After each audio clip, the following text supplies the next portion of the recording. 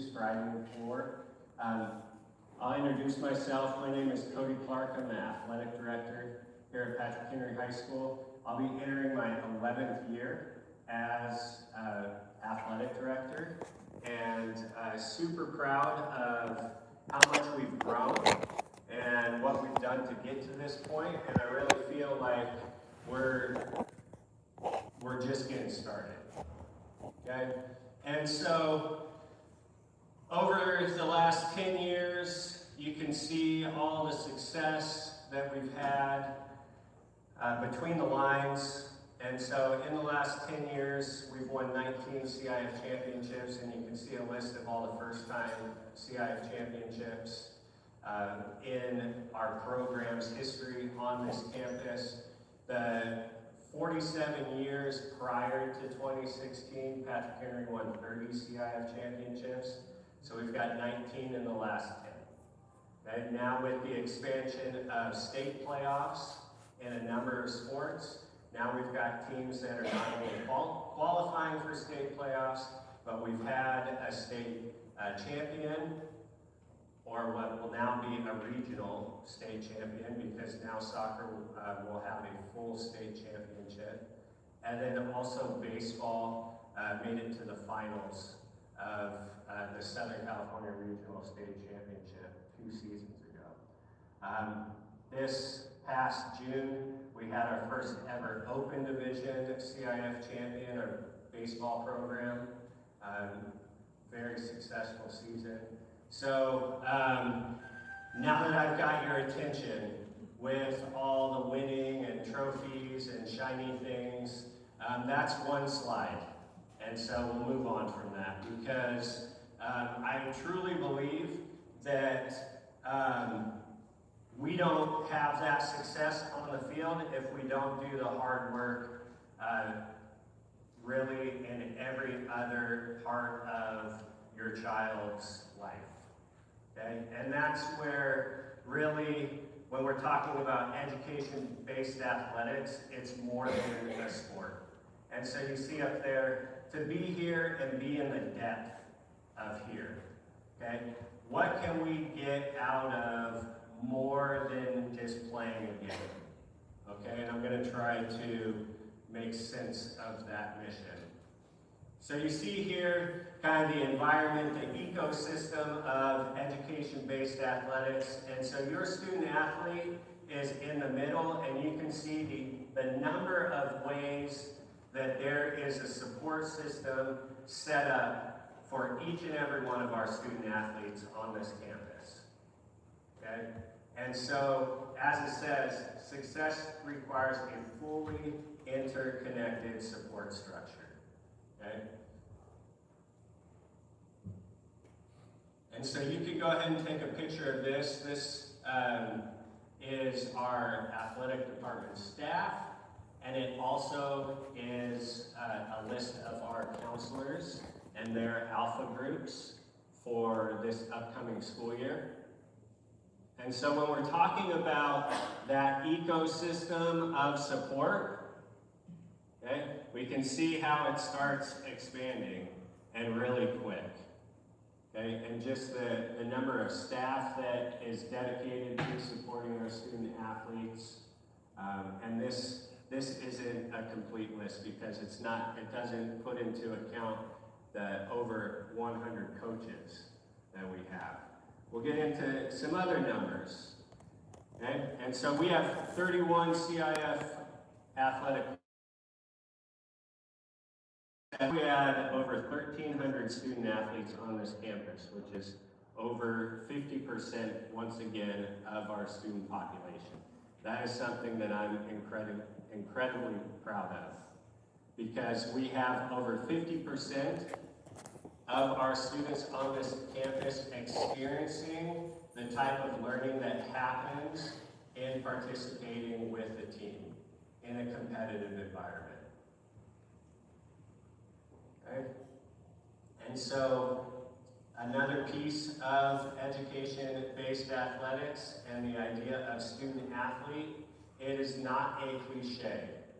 When our coaches say it, when I say it, when our teachers say it, our other staff, administrators, comes first. Okay? And you can see the measure of success year over year, the last 2 years. And we finished last year with 91.5% of our varsity athletes achieving a 3.0 or higher. That's something I'm incredibly proud of. I know the coaches are incredibly proud of. It helps create a heightened learning environment in the classroom. When we're saying that we're developing leaders with our student athletes, and they're not just doing that in their field of play, but they're also doing that in the classroom, the other students on campus are paying attention to that. And so not only is this supporting our athletics programs, but really that's helping do what we want when we're talking about creating a culture of learning, okay, on this campus. And then also within the last 10 years, we've had 140 more of our student athletes go on and participate at the next level. Okay. You can take a picture of this. This is our academic calendar. Okay? And what you see are dates where the grading period ends, and then a student becomes eligible or ineligible 10 days after that grading period. Okay, so this is where it's really important that if a student athlete has under a 2.0 in either academics or citizenship, at the end of the first grading period, which is September 18th, okay, they will then become ineligible on September 28th. Okay. There is the opportunity of an athletic probation contract, which one student can utilize one time a school year. So they can use that for 1 6-week period where that they maintain eligibility and can continue to participate in games and contests. Okay. After it's been used, if they're ineligible after any other grading period while they're a student athlete within the 26-27 school year, they'll then have to sit out from participating in games for that 6-week period. Okay.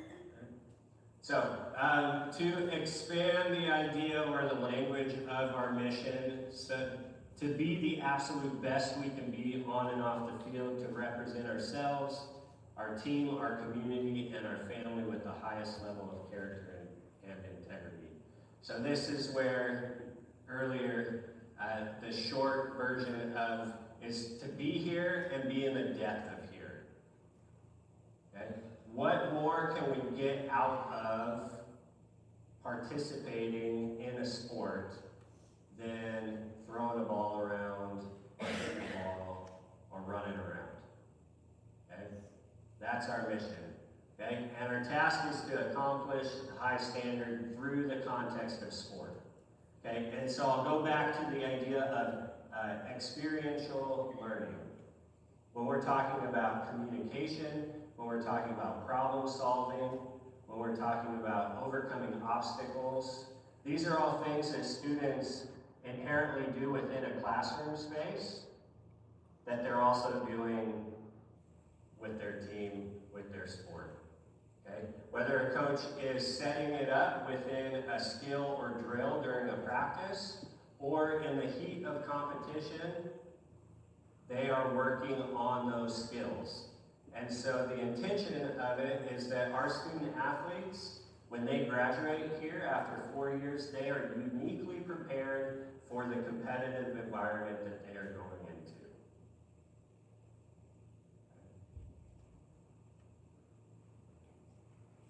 And so we follow the CIF Code of Ethics. And so part of those other experiential learning opportunities we see up here.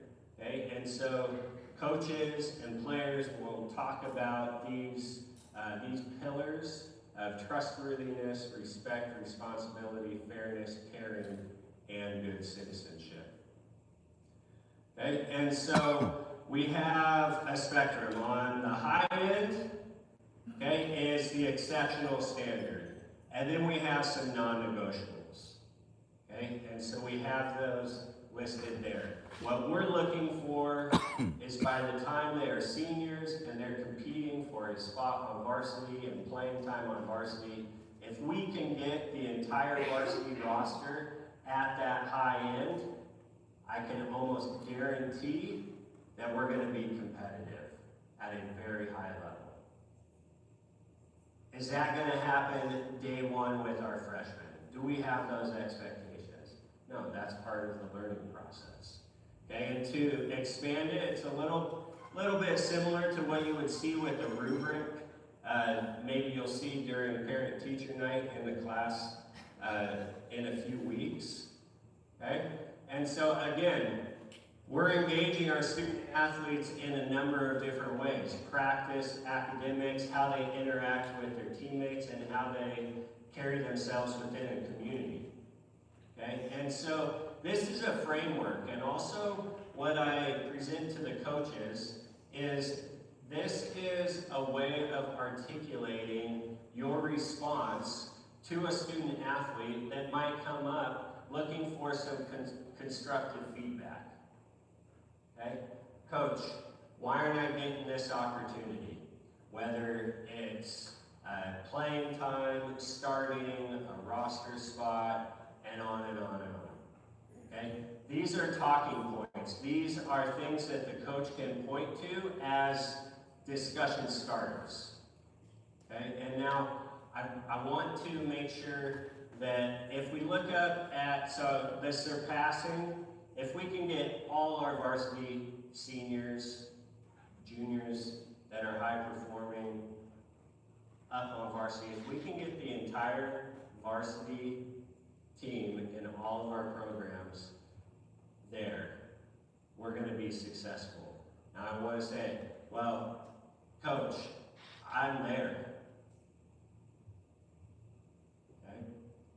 And there's 22 that are there. Now the competition starts and the evaluation from our coaches having to select rosters, playing time, starters, subs. That's really where we're talking about a very high level of competition. And there's only so many athletes that can be on the field at any one time. Okay? And so, if you're surpassing, is it a guarantee? It's not. Okay? Because we're talking about a competitive environment. So I just want to make sure that that I'm not confusing anyone or there's misunderstanding. Okay? And please, if you ever have questions, please let me know. Okay? But again, this is a starting point for discussions with our student athletes. Okay? And so you saw within that rubric the different zones. So we have 4 zones that we hold our student athletes accountable. Okay, we've got the field, that's the obvious one. Okay, we've talked about the classroom. Okay, there's students. Okay, and then the halls. Passing period, lunch. Okay, when it's an opportunity for them to interact socially with their peers. And then it has even extended out into the community and now the virtual community. So let's look at each one of those. So the first 2 are a little bit more straightforward. So how can we start stretching ourselves to moving to the surpassing? Okay? You're arriving early. You're coachable. You're courageous. Okay, and what we mean by that, you're willing to take risks. You're willing to make mistakes. Okay? We want to create an environment where the athletes, especially in practice, are not reserved. That they're trying new things, they're challenging themselves, they're challenging their teammates, they're creating scenarios within a practice that they might see in a game. Okay? And so that means that they gotta be willing to fail. Okay? And then the classroom should mirror a lot of that. Okay? So I'll tell the athletes Monday after school, we're gonna meet with all the student athletes. Okay? You wouldn't show up to practice late, you don't show up to class late. You wouldn't ignore the coach, you don't ignore the teacher. You wouldn't forget your helmet, you don't forget your laptop or your pencil. Okay? So our student athletes should definitely see the parallels between the two. Okay? Now, the campus. So we mentioned our student athletes are leaders on this campus. They're very visible, especially on game day. They walk around as they should, proud with their jersey on, but they stand out. They have volunteered the privilege of separating themselves from the rest of the student body. They have to hold themselves to that standard. Okay? And so the rest of the students are watching. If students in a jersey are behaving in a way that does not meet the standard, then what is that telling all the other students on campus? If a student in a jersey is wandering around campus and showing up to class late, what is that telling the rest of the students? Okay. Especially if our student athletes have the privilege of leaving school early. Okay. Well, that student never goes to class. They get to leave early. They get to wear a jersey. Okay. So carrying themselves with responsibility and being accountable to those expectations. Okay. And now the social media. Okay, so this is where when they're in Patrick Henry gear, or it's connected to an athletic text thread, group chat, anything like that, they are held to the same standards. And so the rules, the expectations, the standards extend into that virtual space.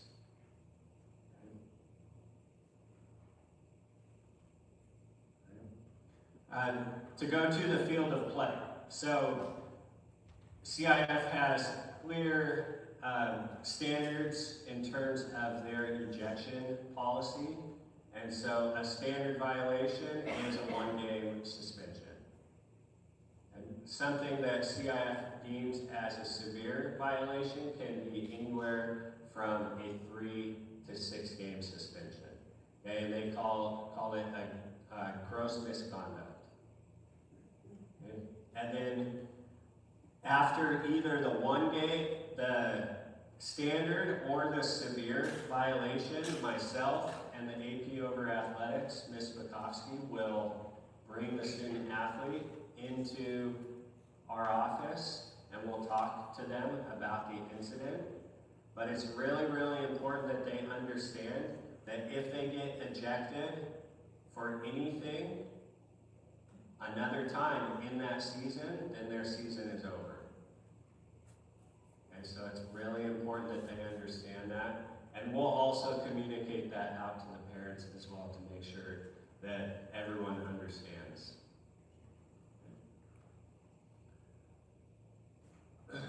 Another layer of accountability and responsibility. So within Stadia Unified, there's a non-discrimination statement district programs shall be free from discrimination, harassment, intimidation, and bullying based on race, gender, orientation, or any protected characteristic. And so there's 3 phases to this. If there's an incident, we have an immediate investigation. Okay? And all parties involved in the incident are held out of participating in their sport during the investigation. And this is a minimum of 7 days. Okay? And then second phase, pending San Diego Unified education and investigation, if it goes that far. And then when a ruling happens, it could be determined that the maximum penalty is a season-long suspension. Okay? And so I just want to make clear that we are what we tolerate. And I just want to make it clear that we do not tolerate anything that goes against this statement by our district.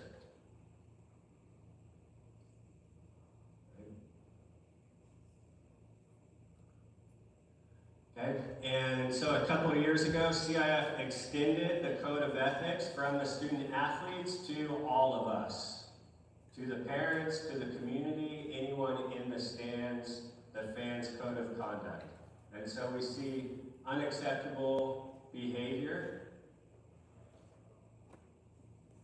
okay, and similar consequences to the student athletes. So if it gets to the point where an official stops the game and goes and talks to the coach and says that that fan in the stands needs to leave, okay, then they need to leave the rest of the contest, and it's an additional 1-game suspension. If it happens again, then that fan is suspended for the rest of the season.